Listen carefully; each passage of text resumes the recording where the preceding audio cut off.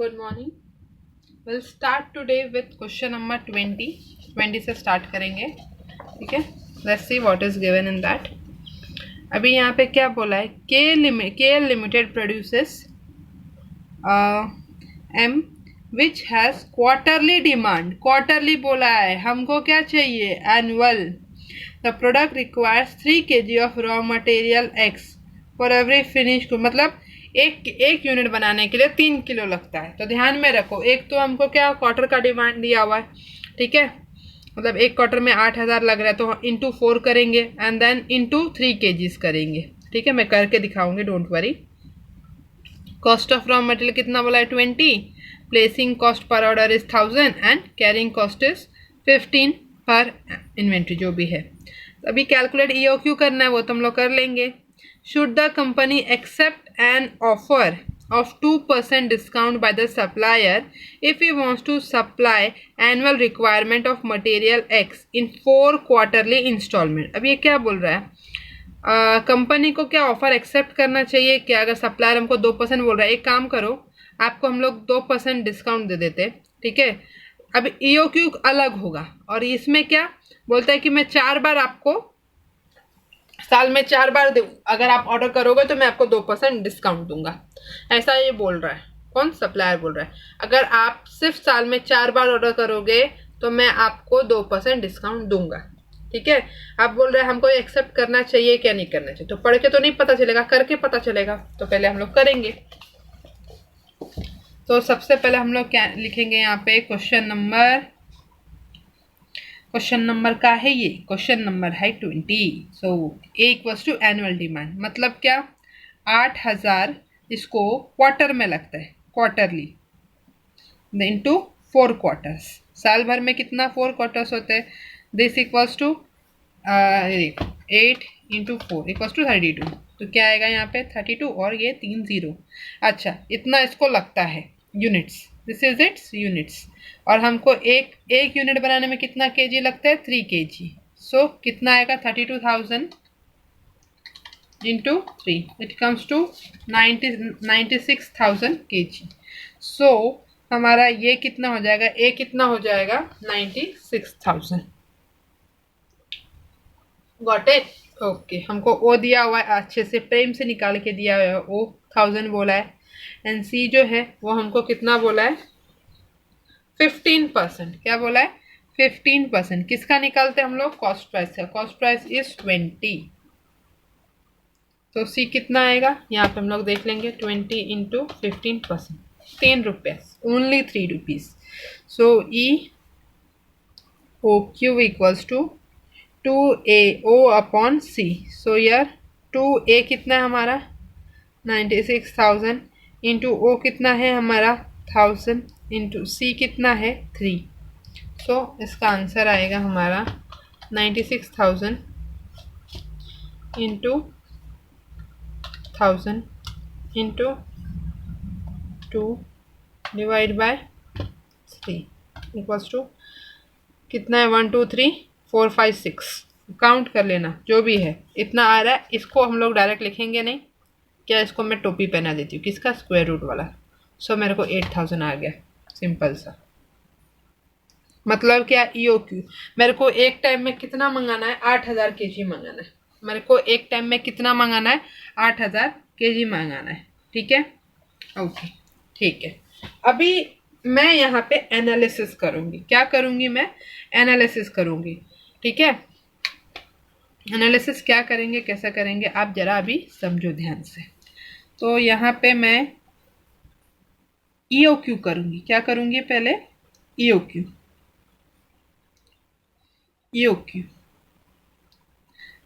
करूँगी तो मेरे को सबसे पहले मैं देखूँगी मेरा ऑर्डरिंग कॉस्ट कितना आता है. Ordering cost. ठीक है, यहाँ पे नहीं, यहाँ पे मैं लिखती हूँ EOQ. ठीक है, ऑर्डरिंग कॉस्ट. ऑर्डरिंग कॉस्ट का फॉर्मूला क्या है? Annual demand upon what? EOQ. मतलब ये जो भी रिक्वायरमेंट रहेगा, क्वांटिटी. इसके टाइम में EOQ, उसके टाइम में जो भी रहेगा देखेंगे तब. कुछ फॉर्मूला वगैरह लिखो, नहीं जाने दो, छोड़ो। हमको रिक्वायरमेंट कितना है 96,000, कितना 96,000, ठीक है। और EOQ से मंगाएंगे अगर हम लोग, मतलब एक टाइम में अगर 8,000 kg मंगाएंगे तो नंबर ऑफ ऑर्डर कितना हो जाएगा वो देख लेते हैं पहले। हमारा यहाँ पे नंबर ऑफ ऑर्डर कितना हो जाएगा 96,000 डिवाइड बाई 8,000। तो हमको कितने बार ऑर्डर करना पड़ेगा 12 टाइम्स। कितने टाइम ऑर्डर करना पड़ेगा 12 टाइम्स, ठीक है। देयरफॉर 12 इंटू एक बार का कितना है 1,000 रुपीज़। सो 12,000 हमारा क्या हो जाएगा, खर्चा हो जाएगा। कितना हो जाएगा 12,000 विल बी आर खर्चा फॉर ऑर्डरिंग कॉस्ट साल भर का, ठीक है। देन कैरिंग कॉस्ट का फॉर्मूला क्या था अपना, EOQ इंटू हाफ इंटू सी, ठीक है। EOQ कितना है 8,000 इंटू हाफ कितना है, हाफ जो भी है, एंड सी कितना है 3। सो हमारा ये खर्चा कितना हो जाएगा 8,000 divide by 2 into 3, it comes to 12,000। ये भी कितना हो जाएगा मेरा 12,000। सो मेरा टोटल खर्चा कितना हो जाएगा 12,000 मैंने 24,000, 12 प्लस 12 24,000 हो जाएगा अगर मैंने EOQ फॉलो किया तो। EOQ फॉलो किया तो मेरा कितना हो जाएगा 24,000, ठीक है। अभी यहाँ पे इस बंदे ने क्या बोला है सुनो, हाँ, should the company accept an offer of 2% discount by the supplier if he wants to supply the annual requirement। अब इसको क्या बोला है कि हमको अगर 4 बार ही मंगाएंगे तो क्या बोलता है, 12 बार जो आप मंगा रहे हो ना, मैं क्या करता हूँ आपको, आप मेरे से सिर्फ 4 बार मंगाओ, मैं आपको 2% डिस्काउंट दे दूंगा। ठीक है भाई, 2% डिस्काउंट दे दोगे, ठीक है। देखते हैं 2% डिस्काउंट कितना होता है अपना, ठीक है। तो 2% डिस्काउंट कहाँ पे अपना देख लेते एक बार, एक सेकेंड। ये हो गया अपना, ये किसका हो गया EOQ का हो गया, ठीक है।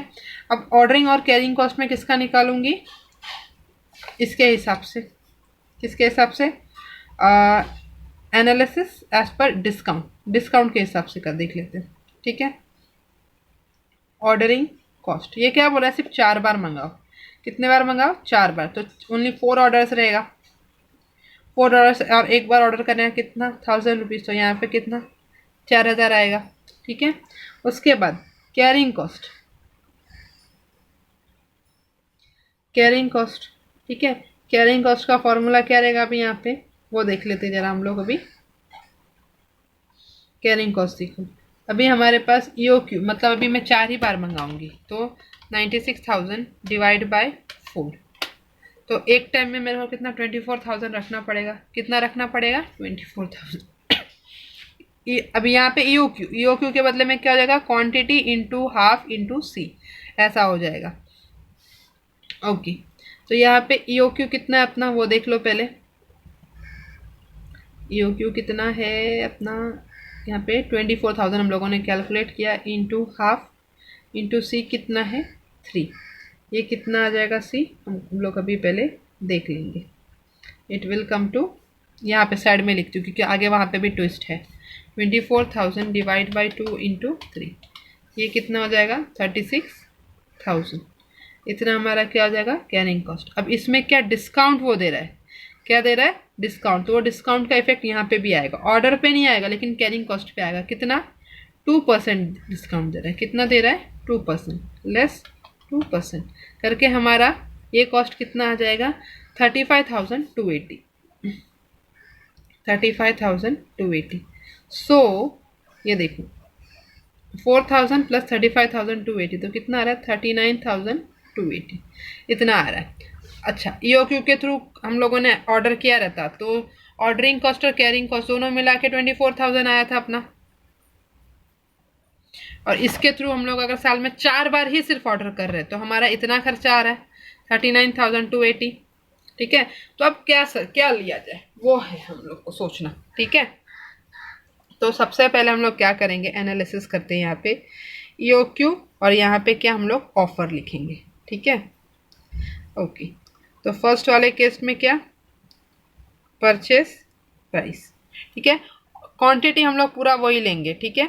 यहाँ पे कितना, यहाँ पे भी 96,000 इंटू 20 कितना है 20, तो यहाँ पे 96,000 इंटू 20 क्या कितना आता है 19,20,000 19,20,000। ठीक है, अब यहाँ पे क्या हमको डिस्काउंट मिला है, क्या मिला है डिस्काउंट मिला है कितना 2% का। ठीक है, तो यहाँ पे मैं लिखूंगी 96,000 into 20 less discount, less discount कितना है वो 2%। ठीक है, मैंने साइड में लिख दिया, तो इतना इसको मल्टीप्लाई करके इतना ही आएगा मेरा आंसर, गधा मजूरी नहीं करने का बार बार। लेस 2% कितना आ गया इसका अमाउंट 18,81,600, तो 18,81,600। ठीक है, यहाँ पे सेकेंड ये क्या करेंगे ऐड, यहाँ पे क्या करेंगे हम लोग ऐड क्या ऑर्डरिंग कॉस्ट ईओक्यू वाले में ऑर्डरिंग कॉस्ट क्या था 12,000, कैरिंग कॉस्ट क्या था वो भी 12,000 था। इस वाले केस में ऑर्डरिंग कॉस्ट क्या था 4,000 और कैरिंग कॉस्ट कितना था 35,280। सो देखते क्या हमको करना चाहिए, तो इसका टोटल पहला कर ले, तो ये हमारे कैलसी पे है, इन दोनों को ऐड करेंगे तो कितना आ जाएगा 4,000 प्लस 35,280, तो 19,20,880 इसका खर्चा पड़ेगा अपने को। ठीक है, इसको करके देख लो क्या आता है 19,20,000 plus 12,000 plus 12,000 it will come to 19,44,000। अच्छा, दोनों में से सस्ता कौन सा अपने को पड़ रहा है, अपने को सस्ता ये पड़ रहा है, तो हम लोग क्या बोलेंगे कि टोटल कॉस्ट जो है, अगर हम लोग डिस्काउंट वाला देखो इसमें क्या, अगर इतना ही देखेंगे ऑर्डरिंग कॉस्ट और कैरिंग कॉस्ट, तो हम लोग क्या बोलेंगे नहीं भाई ये वाला ये ऑफर नहीं लो, ऑफर महंगा पड़ रहा है ये सस्ता पड़ रहा है। लेकिन हम लोगों ने क्या दोनों का एनालिसिस किया, उस हिसाब से हमको पता चला कि कौन सा सस्ता पड़ रहा है कौन सा महंगा पड़ रहा है, so we will go with the offer. Last में कंक्लूजन लिखेंगे द टोटल कॉस्ट, यहाँ पे ये लिख लो कंक्लूजन दो दिया, यहाँ पे एडवाइस क्या करना है, advice the total cost of the company is accept if company accepts an offer of 2% discount by supplier, then supply of annual requirement is made in 4 requirement। Advice कर लो, ये छोड़ो लिखो as per the analysis done, लिखो मैं dictate as per the analysis done the company should accept the offer। यहाँ पे pause करके लिख लो, ये लिख लो पहले, लिख लिया ऑप्शो, यहाँ पे इतना लिख लो पॉज करके, देन लास्ट में ये लिख लो पॉज करके। ओके चलो आगे बढ़ते हैं। Okay, the next sum is somewhat similar, just try it, अगर नहीं आ रहा है तो let me know. Okay, and आगे जो दिया हुआ है टैबुलेशन मेथड वगैरह, it is not so much important over here, means है इम्पॉर्टेंट बट उतना इम्पॉर्टेंट नहीं है for our purpose. Okay, next यहाँ पे क्या दिया हुआ है ABC एनालिसिस। ABC एनालिसिस क्या होता है सुनिए, मतलब क्या, जो हमारे एकदम इम्पॉर्टेंट इन्वेंट्री है, ठीक है, A category of item consist only small percentage about 10% of total item handled by the stores but requires, मतलब क्या, ऐसा चीज़ जो क्वांटिटी में स्मॉल हो बट वैल्यू उसकी बहुत ज़्यादा हो। ठीक है, क्वांटिटी में स्मॉल बट वैल्यू बहुत ज़्यादा, वो कहाँ पे आता है ए में आता है।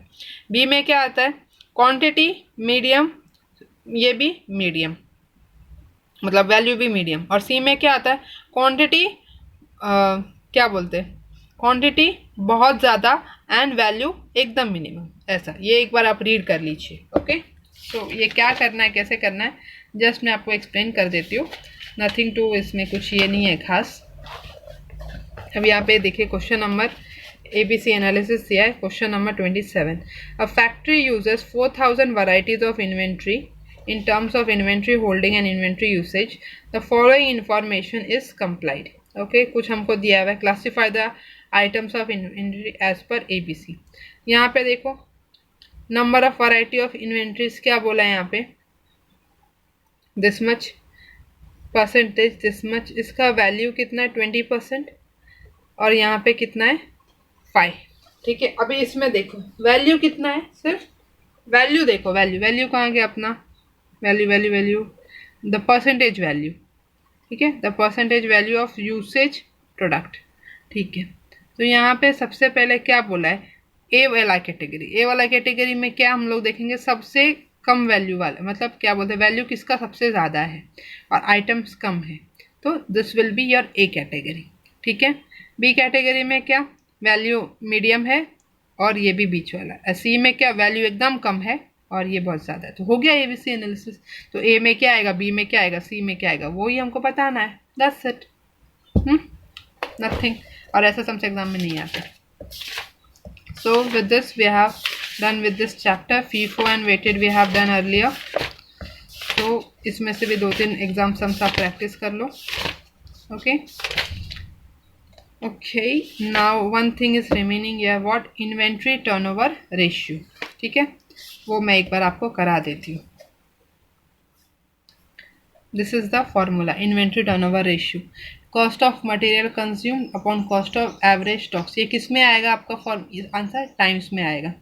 तो cost of material consumed equals to, first वाले का फॉर्मूला क्या आएगा, opening stock plus purchases less closing stock, और एवरेज का फॉर्मूला क्या आएगा, opening stock plus closing stock divide by 2। या ये देखो, where is the pencil,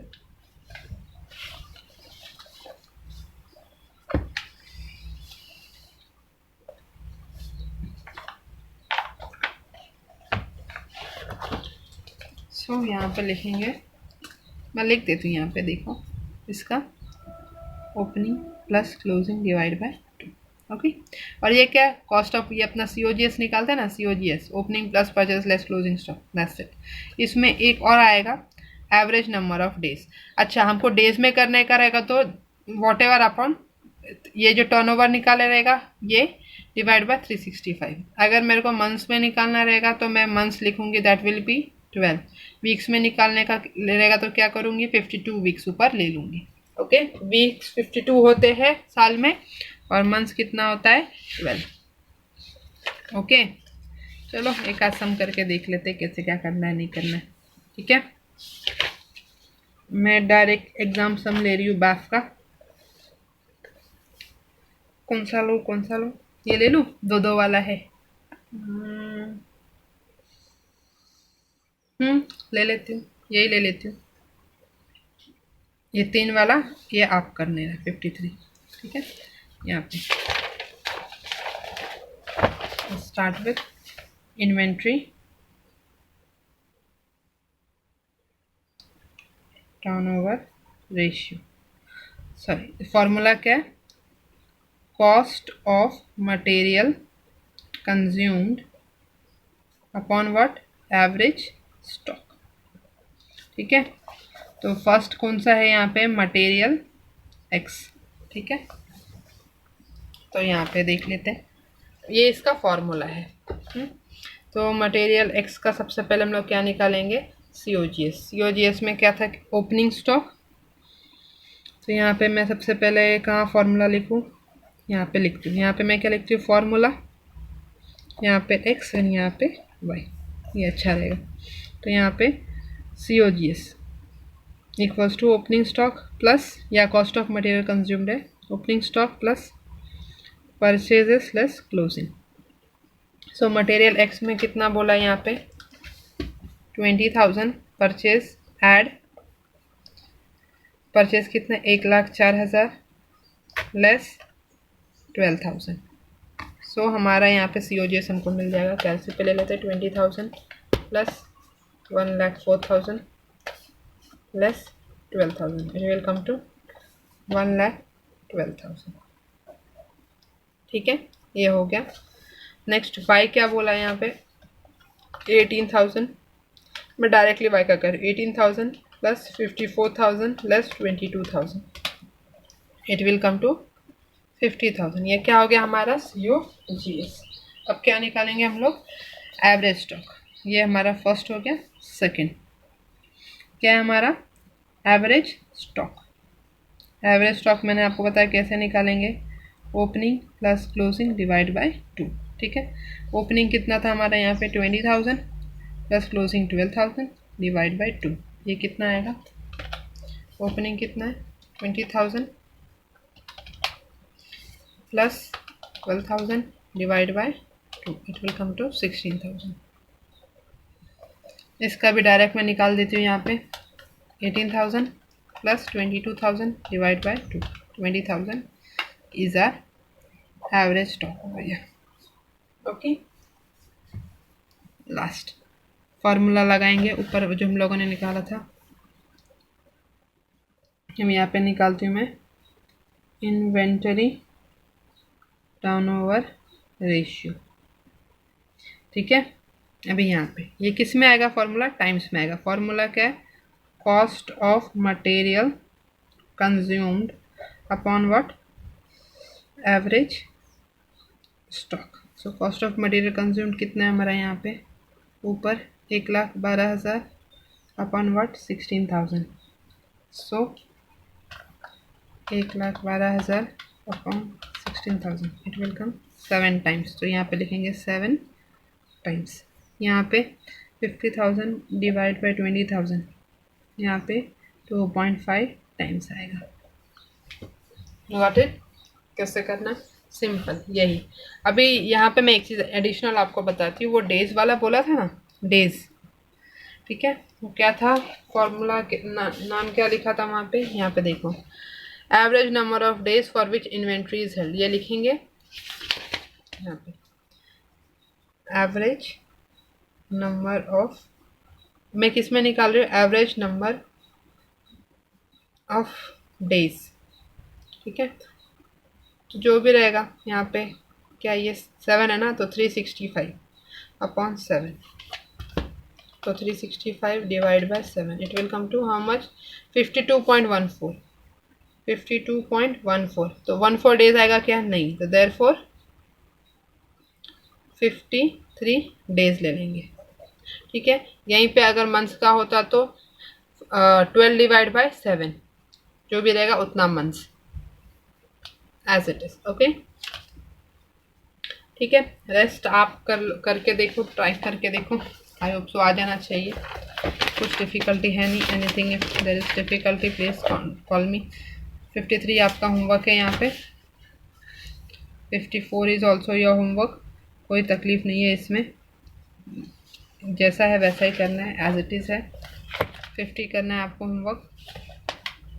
then यहाँ पे क्या बोला है, सेल्स, ग्रॉस सेल्स बोला है, सेल्स रिटर्न बोला है, opening stock, closing stock, purchase, direct expenses. Okay, अभी यहाँ पे देखो कॉस्ट ऑफ सीओजीएस क्या था, opening stock plus purchases plus direct expenses. हाँ, हम लोगों ने पढ़ा था, डायरेक्ट एक्सपेंसेस भी क्या होगा, ऐड होगा, लेस क्लोजिंग स्टॉक।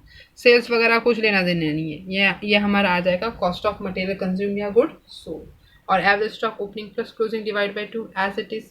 ठीक है, ओके, चलो बढ़िया, कर लो इतना।